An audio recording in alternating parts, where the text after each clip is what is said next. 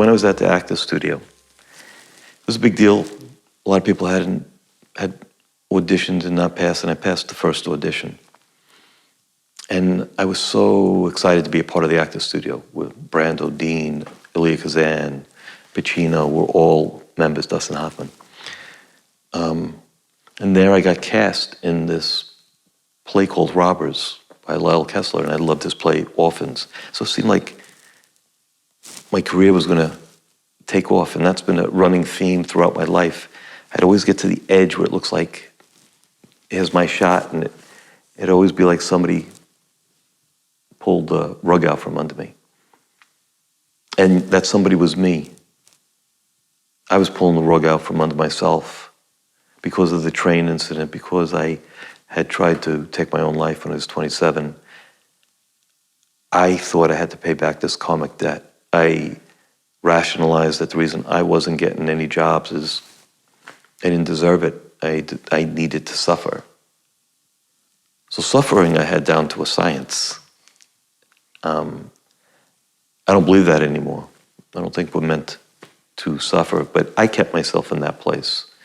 So I see it that I was putting that out. I think that came into the room wherever I was with me.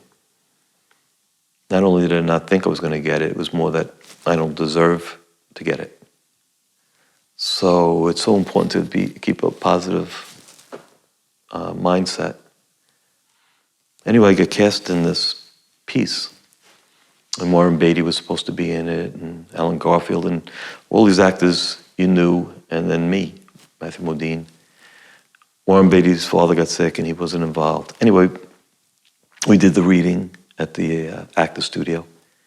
It was the first time I ever had people coming over to me really and talking about me as an actor.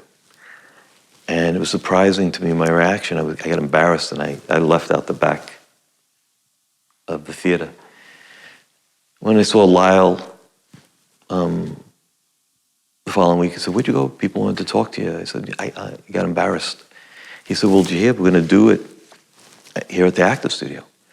I said, "Oh, no, the same cast." He goes, "Some people will be different, but you're Vinnie. I love you for Vinnie. You're Vinnie." I get invited into writers-directors unit. I'm doing improvisations based on the play, so he can do rewrites to the script. I'm looking a certain way. I'm growing my goatee. I'm wearing my earrings. I got my chain, my horn. All of a sudden, that summer, I'm getting all these calls for auditions to plays, where all of a sudden my agent finds my phone number. And I say, "Well, I can't. I'm doing the new Lyle Kessler play at the end of the summer." End of the summer comes, I get a call from my agent. "We have an audition for you, the new Lyle Kessler play." "So what are you talking about? I'm in that play." I said, "I don't know, you got to audition for it." So I get to the actor studio early, and Lyle comes walking up the driveway. And he says, "What are you doing here?" I said, "I don't know, I got a call from my agent to audition."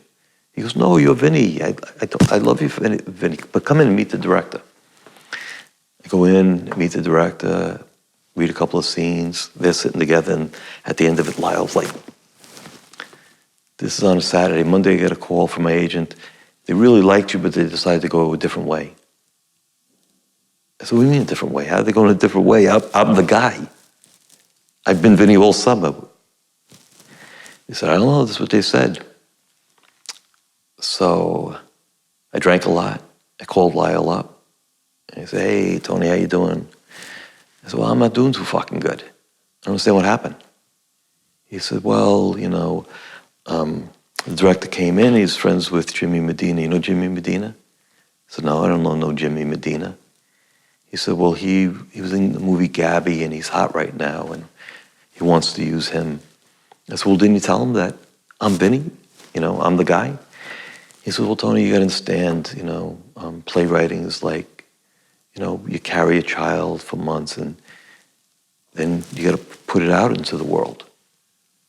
I said, "Yeah, Lyle, but you got to raise the fucking kid first. You know, just put it out into the world." So, "You know what, go fuck yourself." So I didn't talk to him. So I was really pissed, and that helped me start my own group, because I wasn't going to let that happen to me again. I put myself in my own plays. I was curious about going to see the play. I went to see the play. The guy looked like he was doing me. He was looking like me. He could have been good. There was no way I could have liked him. In fact, I hated him. I was so pissed off at this guy. He already had a career that was starting to take off. This was, I felt, supposed to be my break. Maybe a few months after the play closes, I'm on a commercial audition. I'm signing in, and no, the play hadn't closed. It hadn't opened yet. It was before the play opened. Signing in, 3 names above mine is Jimmy Medina. I go to sit down, I hear him talking about, yeah, we're doing this play at the actor studio. We're gonna go to New York. And now, I mean, I really hate this fucking guy. Now I'm just like seething looking at him.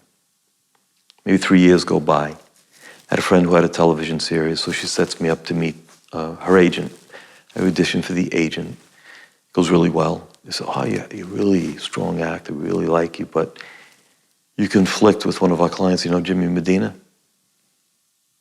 And I'm driving home saying, all right, what the fuck is going on? Why would that happen? Why does this guy keep coming back to haunt me? Why is he getting what's supposed to be mine? It's fucked. Maybe 3 years pass, I have another friend on another series, different agency. I meet with their agent. They like me. You know, Jimmy Medina, you conflict. And I'm thinking this guy is my nemesis. I don't know why, but I'm going to be reminded every time I almost get a break, and he's going to get it. Maybe a couple of years go by after that, and it says Jimmy Medina dies of AIDS on the Hollywood, not Variety, the Hollywood Reporter. And I break down. I'm not looking to be Jimmy Medina anymore. It wasn't my time. I mean, I realized that I felt bad that I had hated him and felt guilty. This guy was going to be here for a limited amount of time. A few years ago, I was telling somebody the story and just went to look at him on IMDb. He had the same birthday as my son.